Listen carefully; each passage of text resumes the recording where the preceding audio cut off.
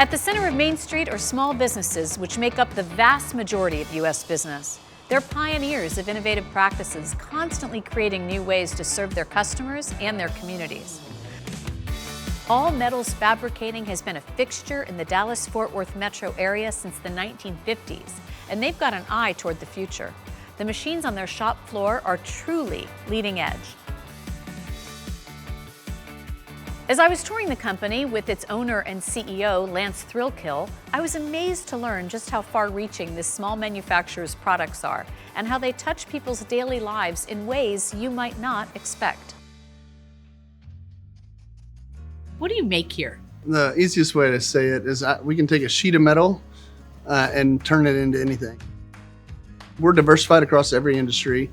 Our biggest industry currently is alternative energy. So you'll see out there, we make, every wind turbine has a house next to it that stores the electromechanics. Could you tell me it's called? What's the doghouse. The doghouse. Doghouses and the wind industry. We make F-35 fighter jet parts. We make a heart system that actually keeps you alive when you have an open heart surgery. So you name it, we can pretty much make it. So you are buying sheet metal and then molding it and cutting it and painting it and contorting it into all different shapes and sizes to be used in all those industries. Absolutely, yeah.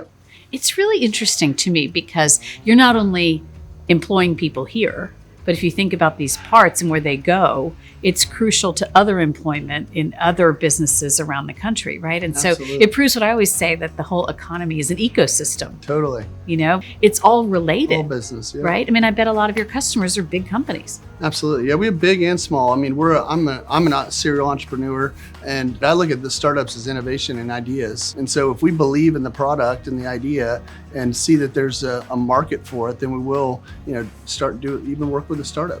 You mentioned on the floor you have an employee coming up on 50 years. Yes, ma'am. So you have people who've worked here longer than you've been alive. Yeah. And tell us about how you get that done. How is it that your people, your community, how are you serving your employees? And it really goes back to what my grandfather, my dad instilled. It starts with just, taking care of your people. You saw it on the sign. We care more. We care more. And you said more about your people than your customers. If you put your people first, they're going to in turn put the customer first.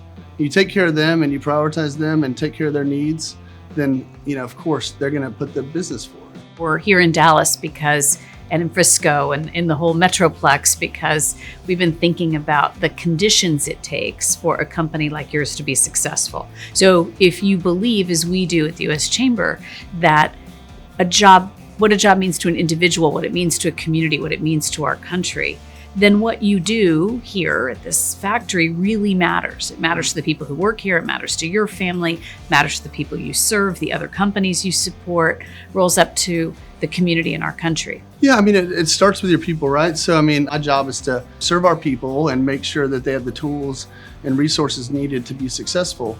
And so, really, you're coaching people on life, right? Like, you're teaching them on how to navigate challenges, how to navigate conflict. And so as you teach people these life skills, that translates into their home life, their life in the community.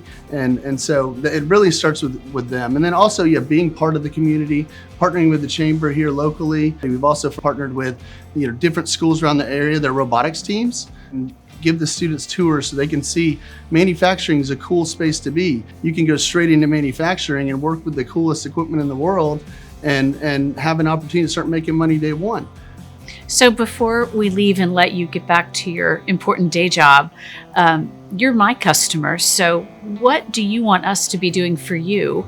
When we go back to Washington, what can we do to best serve you? If we want to stay at the top of the world economy, then we have to be at top of manufacturing, especially from a defense standpoint, with what's going on in the world right now. And all that comes down to is manufacturing. And in order for us to be effective in manufacturing, we have to be innovative and have to be investing in automation, robotics, AI. And so the more the government can incentivize employers to do that, the better off we as a country are going to be. Another thing is what we've seen a trend in education. They're getting back into training trades and high school level through these STEM schools and robotics. And I'm a big believer in that, in focused education. college doesn't have to be for everybody, and that's why I'm passionate about having these tours for these robotics teams in STEM school to help teach these students. We have an engineering internship program for students in the summer, the apprenticeship programs that the government's been heavily investing in that we think is a great resource for the students and for American manufacturing. And so that they can see you can make a good living right out the gate without having to incur debt. Couldn't agree more. So you're going to go back to making things, taking care of your people, taking care of your community. And I'm going to go back to fighting for the extension of the 2017 tax cuts and encouraging more people to go into the trades. More welders. We need more welders. More welders, more machinists, more press brake guys, you name it.